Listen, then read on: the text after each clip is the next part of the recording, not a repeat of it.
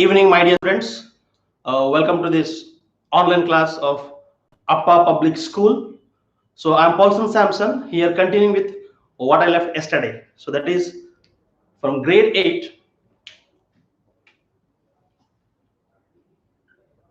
for grade 8 history, chapter number 1, that is how, when,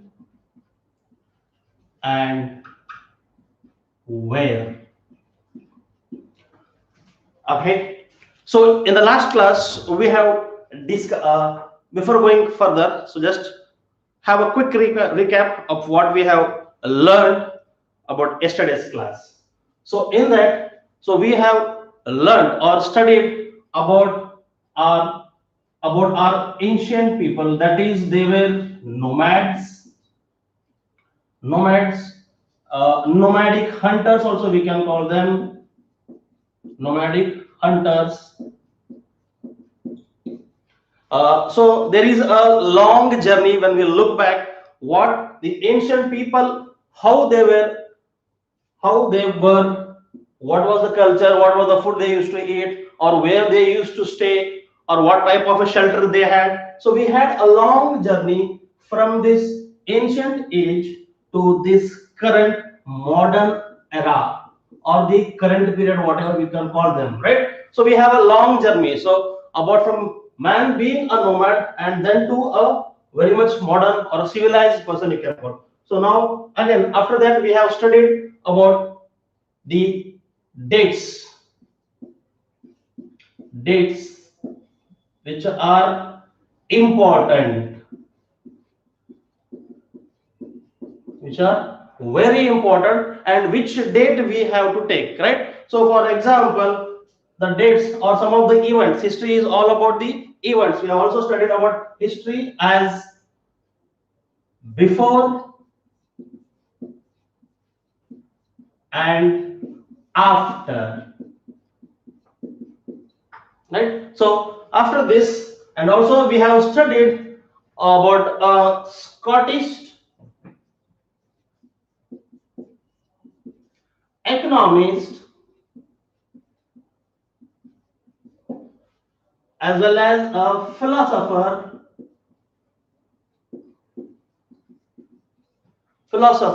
by the name James Mill.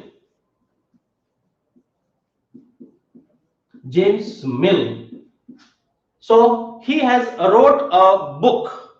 Of the book name is History of British India. A history of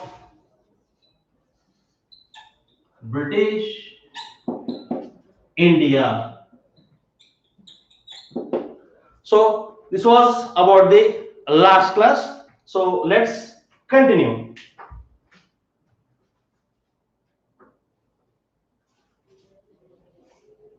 So moving further, also like James, what was the idea of James Mill and what were his views or opinions or what he practically saw about the people of India? What was the culture or the festivals they were celebrating, the language or the food which they used to eat, or the about the education system?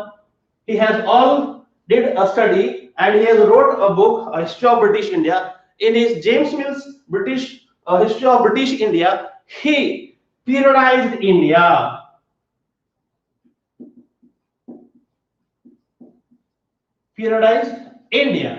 So according to him, he divided India into three.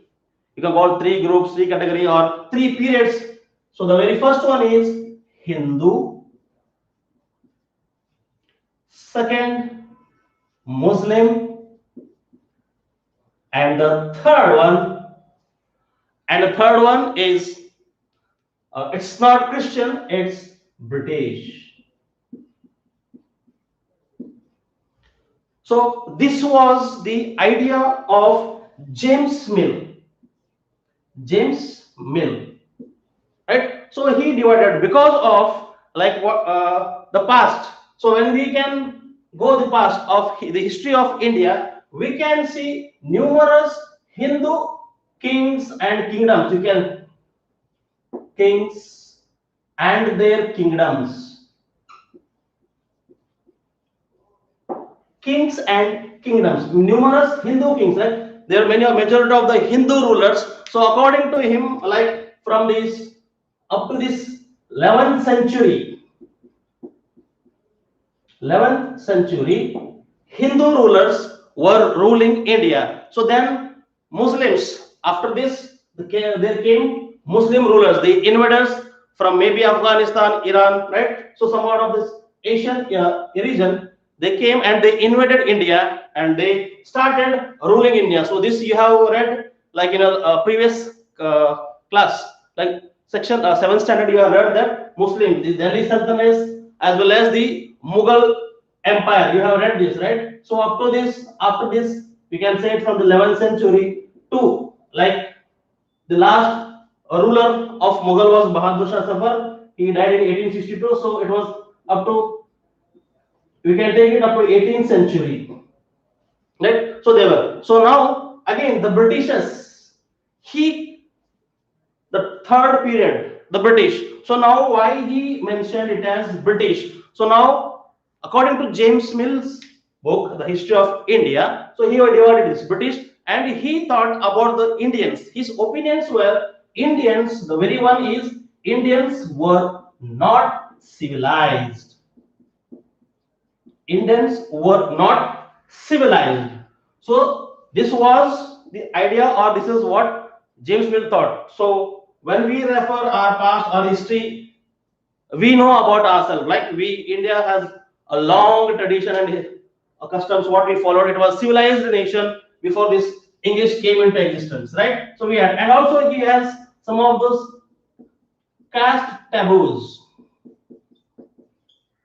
caste taboos which are practiced in India, and also people were superstitious.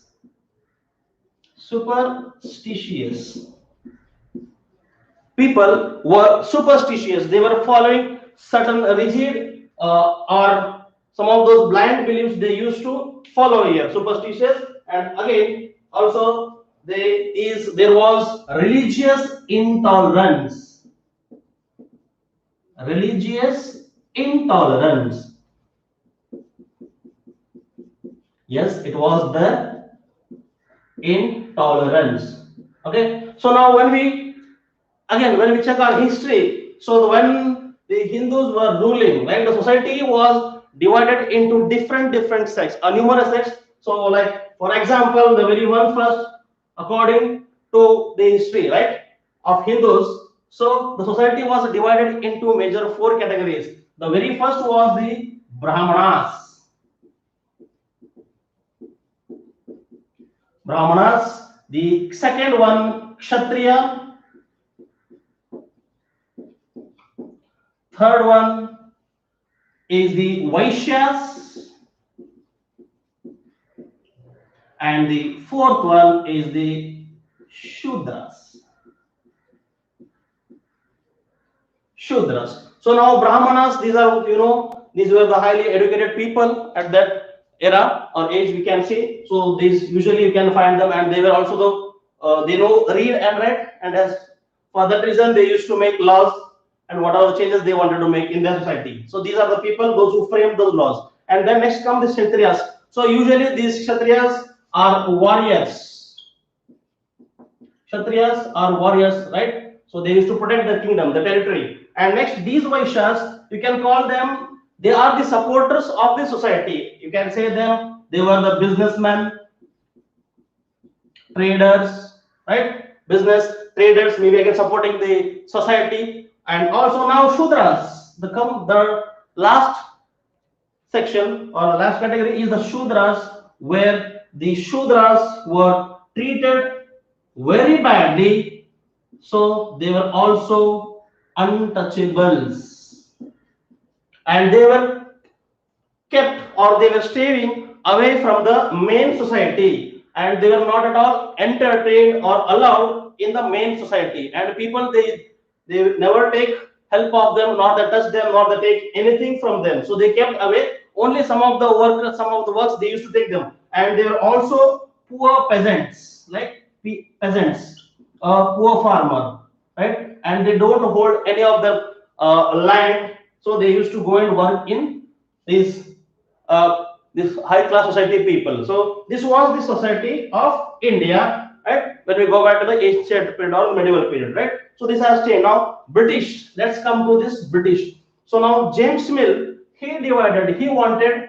He has argued like Indians were not civilized. They're following some caste taboos, and they were Indians who were superstitious. Yes, definitely. And religious intolerance was there. You can see this religious tolerance, right? So now, and based on these facts, he considered this third segment of British, right? Hindu, Muslim, and British. So he wanted that with the help of the British, Indian society can be civilized, right? So this was the idea of British, sorry, Scottish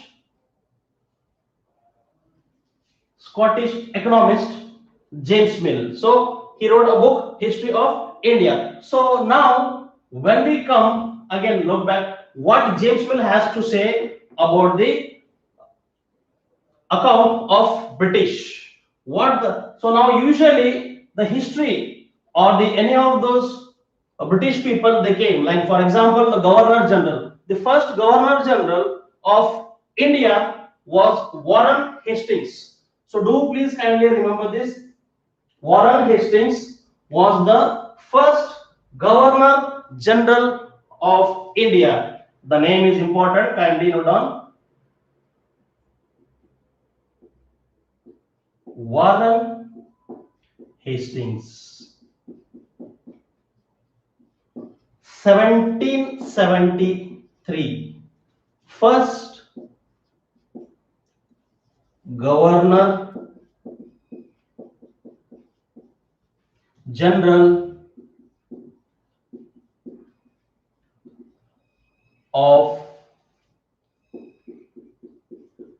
India, right? So now this was Warren Hastings is the first Governor General of India, and last we have Mountbatten.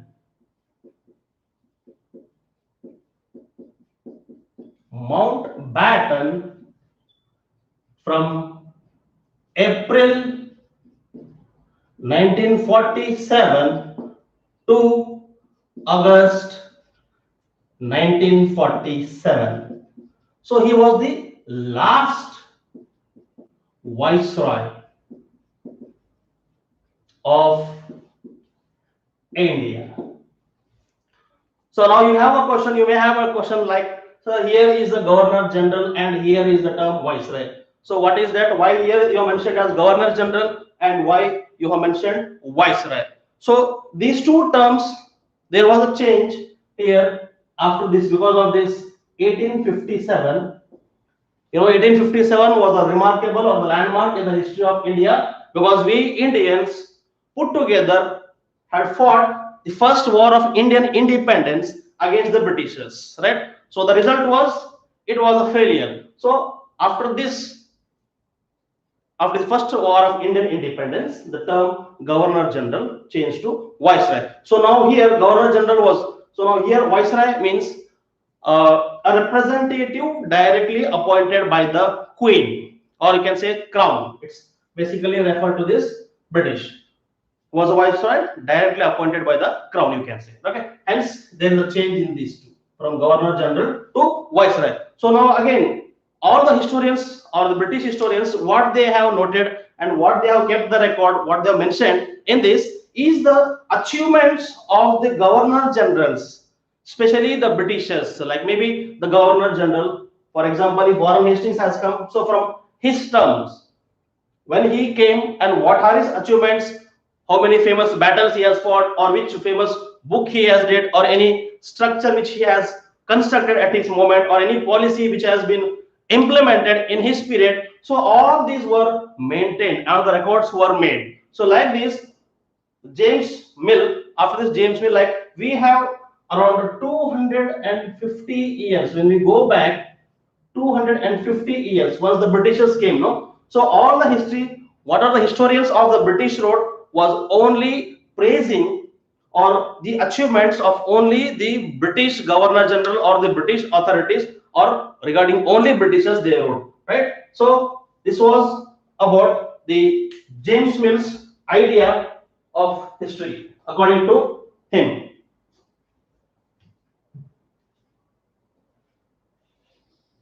So now after this comes the next term which has been coined or been introduced in the textbook is colonial.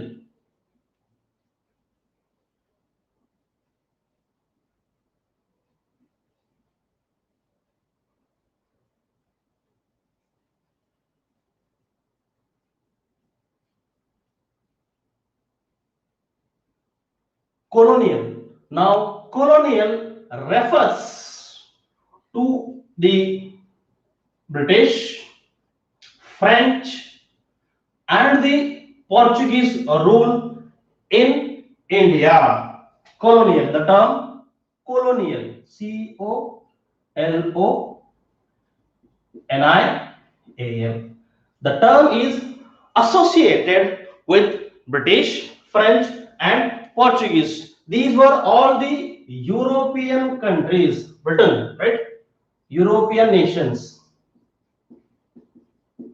So when we see them European nations first, like for example, they came into India for trading purpose and then taking control over of the small portion and then took control of whole India. Yes, this they ruled us, right? So this was the colonial rule. And then one more term which has been introduced or should know is subjugation. Subjugation. So this subjugation literally meaning according to dictionary is domination. Domination over a country.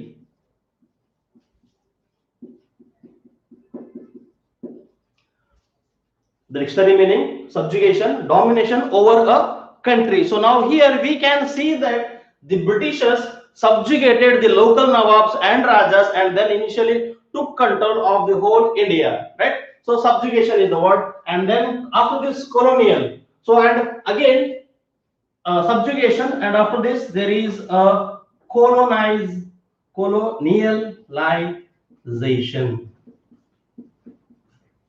Colonialization. So now colonial is associated with the domination of the Britishers, French and Portuguese. Now colonization, yes, when the Britishers came and they took control, so there was a change in the society. It may be political change, economical change, regional change, cultural change, or any of the, maybe it's regarding the literature, any of the change which has occurred with the influence of the colonial rule. So it has, and again in the particular colonization, so we can also say that there was no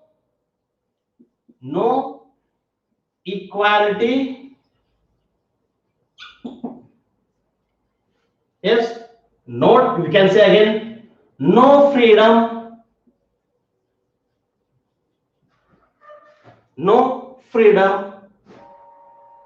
equality, again also, so there was not the equality, freedom, or you can say expression of speech. So it was not about the colonial rule and the colonization by the Britishers or the European nations. So we have a vast history of how the Europeans came to India as a trader, and then after, as a purpose of trading, they took the control of the whole nation and they started and they ruled us for 200 plus years. So after this, now the next one is the administration produces records.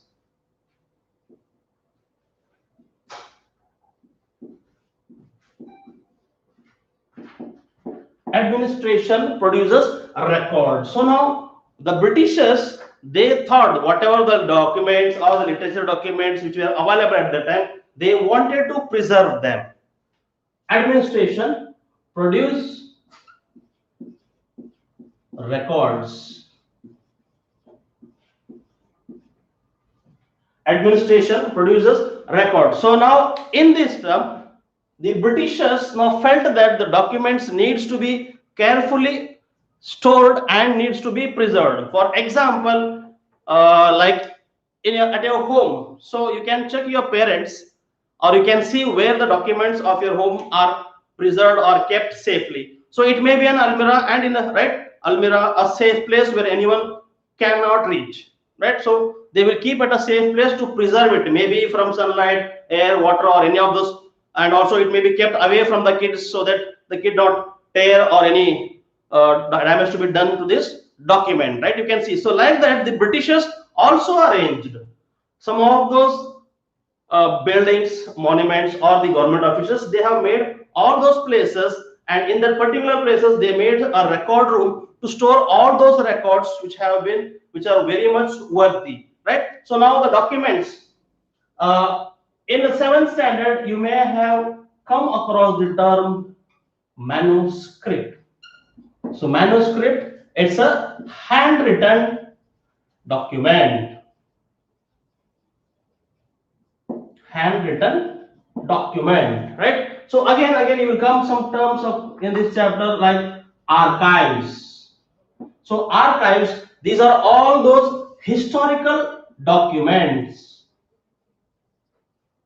Historical documents which are preserved.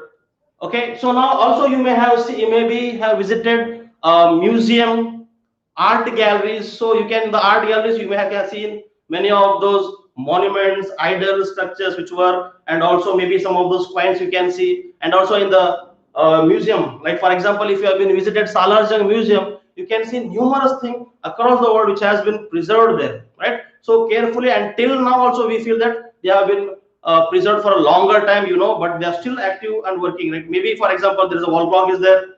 There are swords, spear, different kinds of coins minted of different age and different periods they have. So many things they have preserved, right? So now these manuscript, archives, and the government official records, they have preserved, and they have made a special room. Like for example, if you are in a school, you have a record room where each of the records of individual student are related to the school. They are preserved there. They are stored in a particular storeroom, right? So we have like this. The Britishers, what they need, well, like for example, they attached, like when they prepared a government building, a structure, so in that they made a record room. So it may be attached to the Tahsildar office, a secretariat office, commissioner's office. So and of specialized institutions only, archives. For example, the first National Archives of India, it was built in 1920.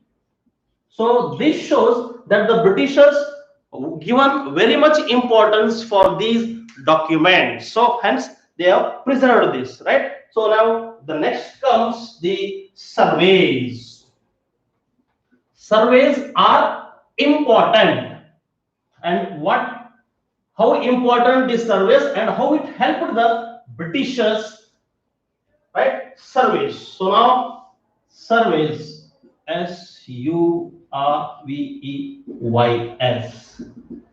The British did surveys of a particular place which they wanted to, like, to check the maybe the zoological conditions, the botanical conditions, right? So they had done numerous surveys. For example, we have botanical surveys, zoological surveys, archaeological surveys, anthropological surveys, right? Forest surveys. So we do have numerous surveys which the British has done, and which made them simplify and to rule the particular place, right? For example, it may be the surface, the area. We can call them topography.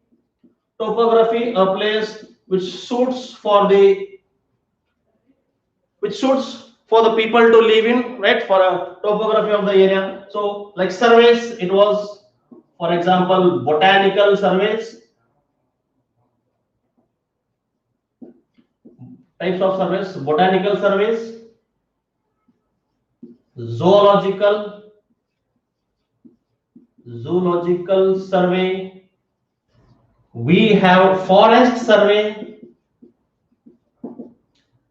Fourth, we have archaeological survey. And then we have anthropological survey. Anthropological surveys. So this was done to simplify, and it also favors the Britishers to support. It supports the Britishers to rule the particular territory which is. So now the next one is what the official records do tell us. Do not tell us.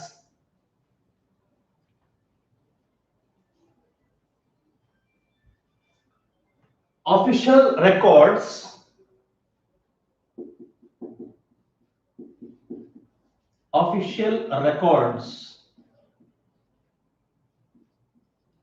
do not tell us, right? So history, or the historians in history, the historians, what they did not tell us or what they didn't mention in their book, whichever they have written, right? So for example, now we can see that when the Britishers, they wrote on account of praising their governor generals, from the governor general to the viceroy, they wrote all their achievements, the policies they introduced, or the war they fought and won, all they have mentioned things, right? And also, but who they have not considered or not mentioned? Yes, it was the common man.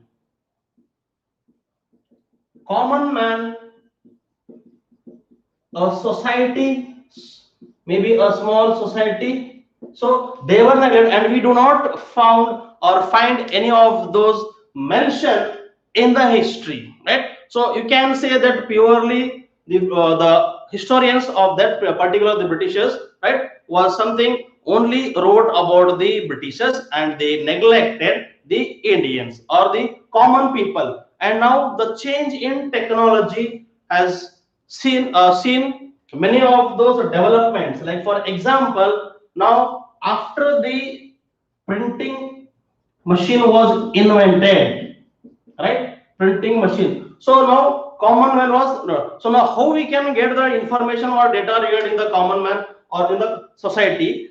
So it may be a autobiography, right? A book which has been written by you can say author, right? And also some of those social reformers, freedom fighters, historians. They have all wrote some of those which were living or which had happened during their period, right? So by this we can also get some of those information or data regarding those people, those who were not found in the British history, right? So which can find by the Indians only. So now again, once the printing machine was invented, there came the freedom of expression, right? Freedom of expression, printing machine came, and also like newspaper. Also with that we can get the information. Now currently we have the mass media, right? The mass media, the currently it may be the print media, the social media, we can say this internet, right? So television, radio, newspaper. So all these are the mass media which currently give information to us from day-to-day basis, maybe hourly basis also. From sitting from a single place in a country, you can see or you can get information what is happening throughout the world, right? So this has brought a change here, and also people were made aware of this printing machine and currently the mass media. So this was all about the chapter number 1, history, right? How, when, and where. So this concludes the chapter number 1 of history. So we'll back with the next class. Thank you.